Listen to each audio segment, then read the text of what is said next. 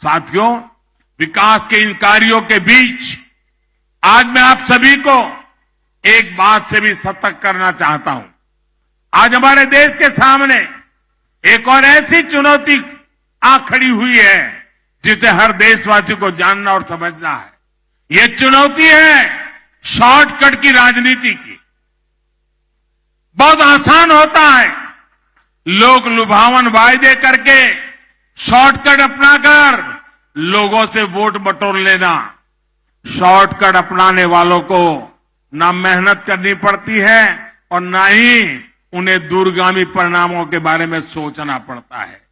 लेकिन ये बहुत बड़ी सच्चाई है कि जिस देश की राजनीति शॉर्टकट पर आधारित हो जाती है उसका एक ना एक दिन शॉर्ट सर्किट भी हो ही जाता है। शॉर्टकट की राजनीति देश को तबाह कर देती है। भारत में हमें ऐसी शॉर्टकट अपनाने वाली राजनीति से दूर रहना है।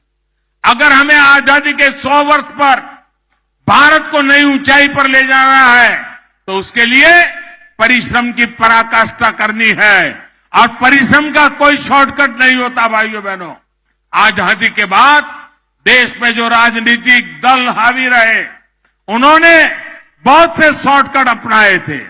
इसका नतीजा ये हुआ कि भारत के साथ आजाद हुए देश भारत से बहुत आगे निकल गए, हम वही के वही रह गए। आज हमें अपने देश को उस पुरानी गलती से बचाना है। मैं आपको उदाहरण देता हूं।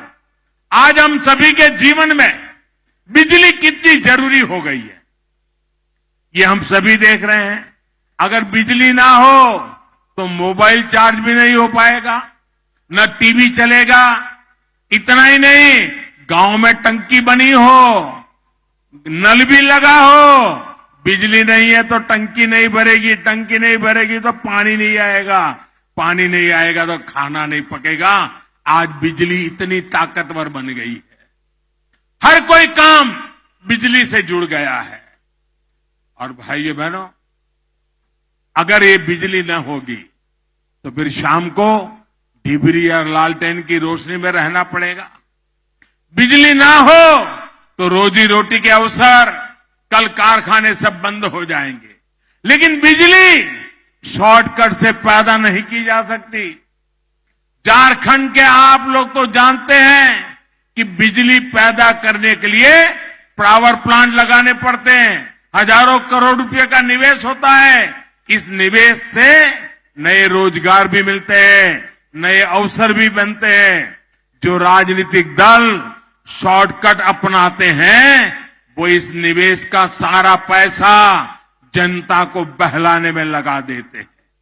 ये तरीका देश के विकास को रोकने वाला है, देश को दशकों पीछे ले जाने वाला है। आज बाबा धाम से मैं आप लोगों को, सभी देशवासियों को इस शॉर्टकट की राजनीति से बचकर रहने का हृदयपूर्वक आग्रह कर रहा हूं। शॉर्टकट की राजनीति करने वाले कभी नए एयरपोर्ट नहीं बनवाएंगे, कभी नए और आधुनिक हाईवे नहीं बनवाएंगे, वे कभी भी नए एम्स नहीं बनवाएंगे, हर जिले में वो कभी मेडिकल कॉलेज नहीं बनवाएंगे। मैं आपको एक उदाहरण देना चाहता हूं।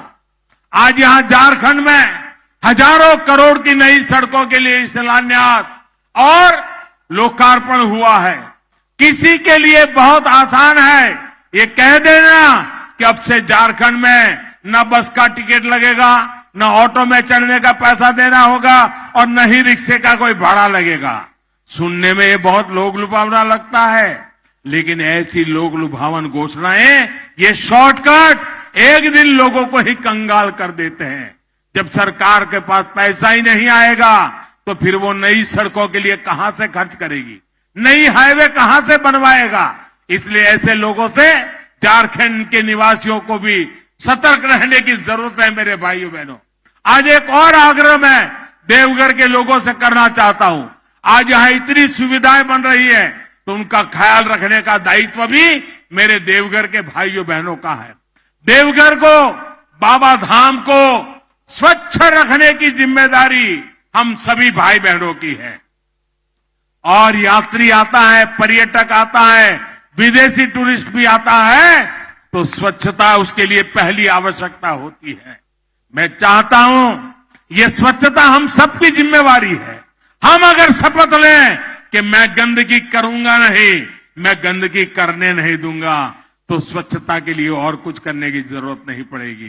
भाइयों बहनों, आपको कोशिश करनी है कि स्वच्छता की रैंकिंग में कि हमारा देवघर देश के अव्वल शहरों में आना चाहिए। आना चाहिए कि नहीं आना चाहिए? आना चाहिए कि नहीं आना चाहिए? आप लोग मेरी मदद करोगे क्या? देवघर को स्वच्छ बनाओगे क्या? हिंदुस्तान में सबसे शानदार बनाओगे क्या? देखिए, मैंने जितना काम किया है, अब मैं इतना थोड़ा सा काम आपसे मांग रहा हूं। झारखंड को आगे बढ़ाने के लिए, देश को आगे बढ़ाने के लिए ऐसे ही हमें सबने मिलकर के काम करना है।